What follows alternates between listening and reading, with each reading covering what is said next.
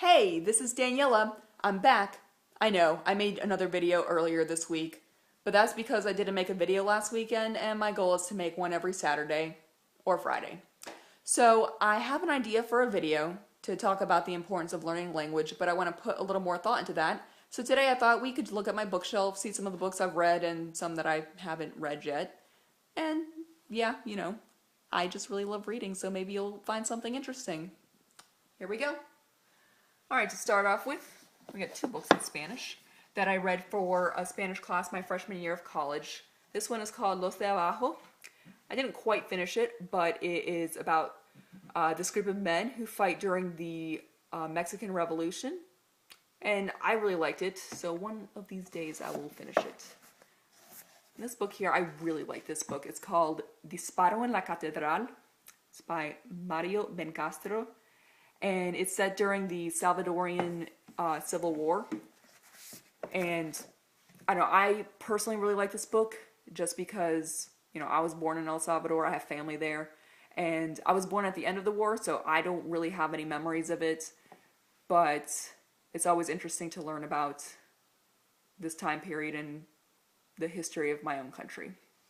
So I really enjoyed this book.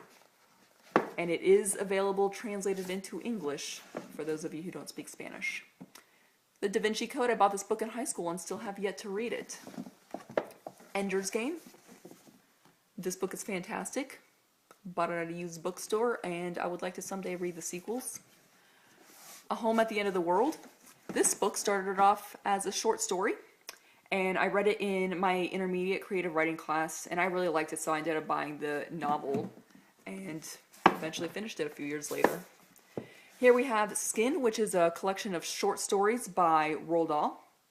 The first short story of this book that I read is called Lambs to the Slaughter. When I was in 6th grade, I think it was raining one day during PE, so they took us to the library and read us that short story, and it is gruesomely fantastic. It is about this woman who murders her husband with a leg of lamb and then feeds it to the cops. How brilliant. This is another set of short stories by Roald Dahl called The Wonderful Story of Henry Sugar, and 6 more. My 4th grade teacher read us that story and I really loved it, so a couple years ago I actually bought the book for myself. Another set of short stories. I really love short stories. This one is by Raymond Carver. I learned about him when I was a creative writing minor in college, and I really love his writing and his minimalistic style. This is a book I need to read, actually these 2 in a row. The River Why. I got it in college and never actually got around to reading it, but I would like to. And this one, The Name of the Rose. Some family friends were going to buy me a gift card to Barnes & Noble for Christmas or my birthday, and the son saw this book and he was like, no, we should buy this for Daniela. So that was about 8 or 9 years ago, so I guess I should probably read it. It does look good and I really appreciate that he thought of me like that. This is the first Neil Gaiman book I ever read. I was supposed to read it for a class in college, science fiction and fantasy, which was a good class. I was just a senior about to graduate, and so I kind of slacked off. But I did eventually read it, and I really liked it, and Neil Gaiman is awesome. From my other books. And next to that I have this play that I've read parts of. It's by Federico Garcia Lorca. It's called El Público, and the reason I have it up here is because it's super weird with all of his weird symbolism and that sort of thing. Then we have The Great Gatsby, a classic. I love, love, love this book. I've loved it ever since I read it as a junior in high school. Here we have October Sky.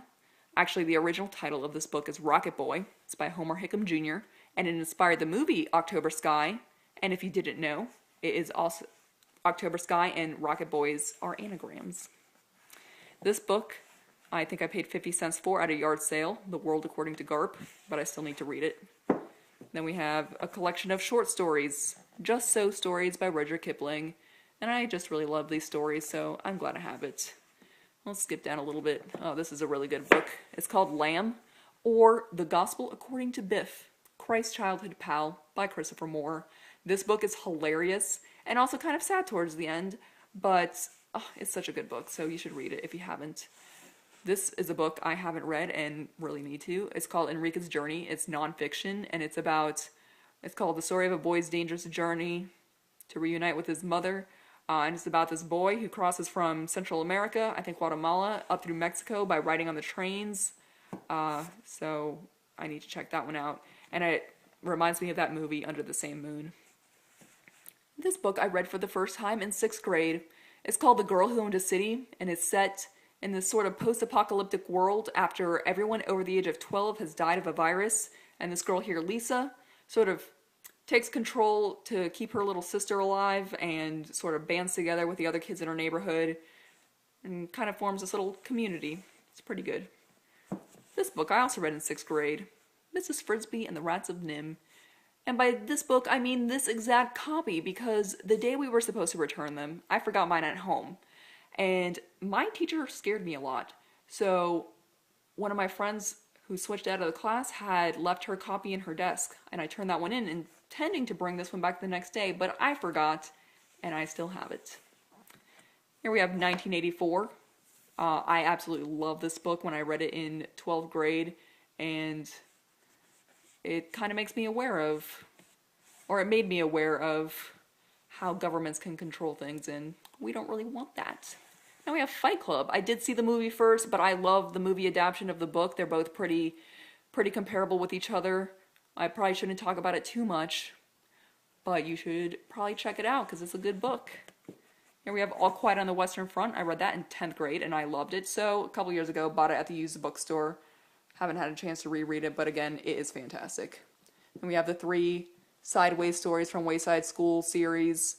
It is written for children, but they're so good. And it's written by the guy who wrote Holes. Frankenstein, I read that in 12th grade, and I love the book. And Dracula's pretty good, even though I haven't finished it yet. Of Mice and Men, I like that one. The Weirdo, I read that in 6th grade as well. I really liked it. That's how I learned Raleigh was the capital of North Carolina. I read that before I lived in North Carolina, don't worry. Although I didn't realize it was set in North Carolina until many years later. Adventures of Tom Sawyer and The Adventures of Huckleberry Finn. Both excellent books, although I prefer The Adventures of Huck Finn. I just thought his adventures were more adventurous. Oh, this book series is fantastic. This is the 3rd book in the series. The first book is called Dealing with Dragons. I read that in 8th grade for the first time, and they are pretty excellent. The princess is not really a princess in distress, and that's what I really like. She kind of does her own thing and doesn't need no prince to come and save her. Down here we have all my mega books with all their collections all bound in one. Here we have the original illustrated Sherlock Holmes, pretty much all the short stories. The only thing that's missing is like 3 of the novels. But I love Sherlock Holmes. And Douglas Adams. Oh, look here. The Hitchhiker's Guide to the Galaxy, plus all the sequels and a bonus short story. And if you've never read The Hitchhiker's Guide to the Galaxy, you need to go and read it. It is a wholly remarkable book. And I even wrote,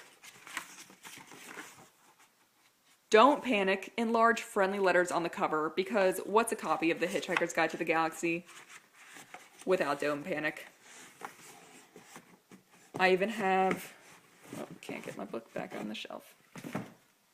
I even have the Chronicles of Narnia and the Golden Compass series in their big old books, although I haven't really read all the books in this one yet. And then here's some of my nerdy academic books, some of my religious studies, Bible-y books. That's a copy of the Quran, 2 books on road trips, some of my creative writing minor books, How to Be a Perfect Stranger, the Guide to Essential Religious Etiquette, which fascinates me, some more books from Spanish literature. This Boy's Life, it's a memoir by Tobias Wolff. 3 Cups of Tea, which I still need to read. Brother, I'm Dying, same thing. Good old Fellowship of the Ring. And then this book from my Intro to Creative Writing class. It's actually a really good book, so when I try and think about improving my writing, that's a book I go to. Alright, and then finally, we got some more teaching-related books. Got these as resources, haven't used them a whole lot. Ooh, this book. This is going to show my inner nerd, but it is Gramática Lengua Española. So Grammar of the Spanish Language, Rules and Exercises, and I just love looking through that one. I'm 100% serious. I love Spanish grammar. The First Days of School. This helped me out a bit. My mentor teacher actually gave me this exact one, and the reason it's kind of warped is because the ceiling at my parents' house collapsed one time, and a lot of water got on it, but it's still pretty good. These 2 books are the books I used in AP Spanish Literature, and some of the stories that I still love, I first read in these. Then we have the English and Spanish versions of 100 Years of Solitude, which I still need to read. But I'm not going to lie, Garcia Marquez is a little tricky to get through when you're reading his novels in Spanish. But one of my goals is to read this one eventually. Then we have my Artemis Fowl collection. It is an excellent series of children's books. This is the first one. The first time I read it was middle school. I was walking through the library and saw this shiny looking book. Thought, that looks good, let me read that. It was really good, and I just really like the idea of the protagonist being a villain, and a 12-year-old villain at that, although, you know, he kind of cleaned up his act as the books went on. Alright, so that seems to be my bookshelf, what I have. I do own Harry Potter, but those are at home. And the important thing is books are awesome, so read more. All sorts of things. I will see you probably next weekend, maybe sooner. We'll see. And have a good evening, have a good day, whenever it is that you see this. Bye.